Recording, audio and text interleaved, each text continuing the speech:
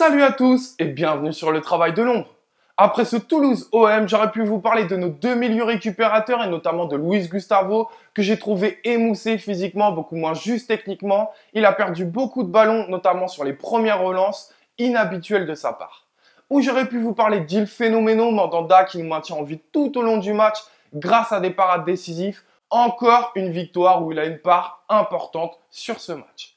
Où j'aurais pu vous parler également du coaching gagnant de Rudy Garcia, non pas seulement grâce aux entrants qui ont été décisifs, mais parce que ce résultat est la réussite d'une gestion, d'une envie, d'une force de caractère transmise à tous équipés.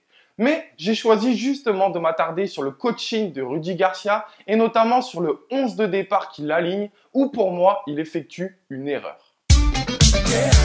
Alors je vous arrête tout de suite, Loin de moi l'envie de donner une leçon au coach, c'est bien évidemment le contraire qui devrait se passer. Mais puisqu'on est dans cette période où on encense Rudy Garcia, moi le premier, tout ça à juste titre, je le répète, et puisque j'ai cette liberté de ton que m'offre le Phocéen sur cette chronique, je me permets simplement de vous donner mon avis. Alors la surprise dans ce 11 de départ a été de voir Maxime Lopez remplacer poste pour poste Dimitri Payet. Et je dis bien poste pour poste dans tous les sens du terme, puisqu'on a pu voir rapidement Maxime Lopez dézonner, revenir dans l'axe, voire même sur ce flanc gauche à la manière de Dimitri Payet.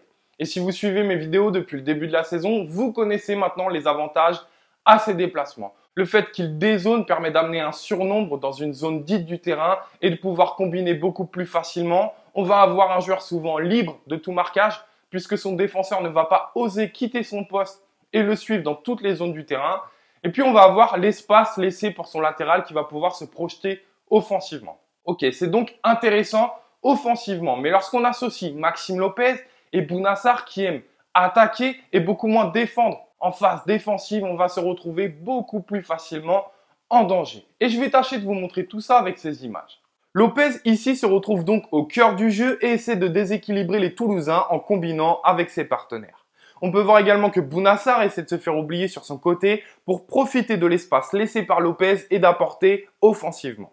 Sauf que ce qui nous a mis en difficulté également sur ce match, c'est les pertes de balles de nos deux récupérateurs Zambo Anguissa et Luis Gustavo.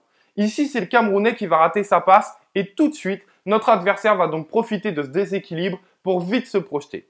On a donc une prise de risque à la fois de Lopez et de Bouna Sarr par leur positionnement. À noter aussi tout de même la certaine nonchalance de Lopez à la perte de balle pour effectuer l'effort défensivement avec un pressing qui aurait pu compliquer la passe en profondeur et la rendre moins juste. Deuxième séquence et même principe. Lopez dézone pour combiner et apporter le surnombre. Perte de balle et tout de suite l'adversaire va chercher à l'opposé et trouver Gradel en 1 contre 1 face à Bouna Sarr. Encore une fois, je le répète, nouveau à ce poste et pas encore intransigeant défensivement face à un Gradel dangereux et lancé et Bouna Sarr se retrouve en grosse difficulté et à deux doigts de commettre l'irréparable avec un penalty.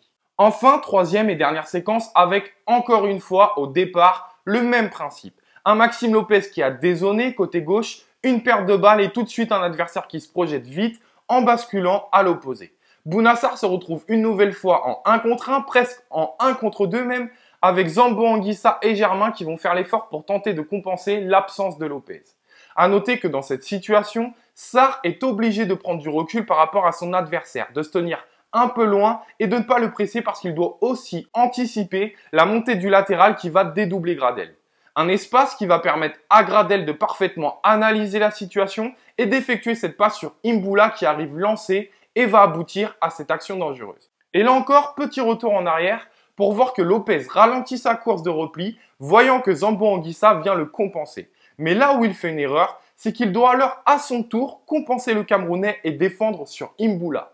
Il le comprend, mais trop tard, après avoir laissé trop d'avance à son adversaire qui ne se fait pas prier pour se projeter et profiter de cet espace. Voilà pourquoi, à mes yeux, je le répète, à mes yeux, Rudy Garcia a fait une erreur dans le 11 de départ face à Toulouse, en alignant à la fois Maxime Lopez et Bouna Sarr sur le même côté et tout ça face certainement au meilleur joueur toulousain, Max-Alain Gradel. Alors c'est une erreur qu'il a corrigée rapidement en deuxième mi-temps avec des changements, mais si par exemple on doit comparer avec le côté gauche et la doublette Sakai-Ocampos, Sakai peut également se retrouver en difficulté parce que sur son faux pied, mais Lucas Ocampos est capable de combler ses manquements avec un gros repli défensif.